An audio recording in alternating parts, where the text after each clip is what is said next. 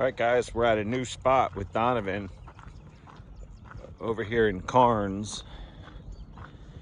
It's a little mini wildlife area. Looks like maybe 3 acres or so. And there's a little walking path.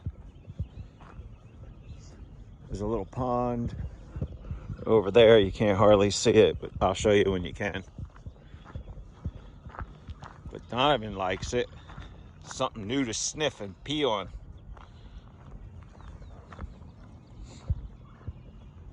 And there's a stream over that way.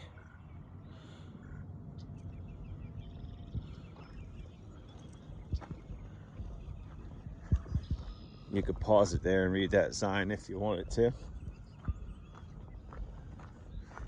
Just taking Donovan for a quick walk before work.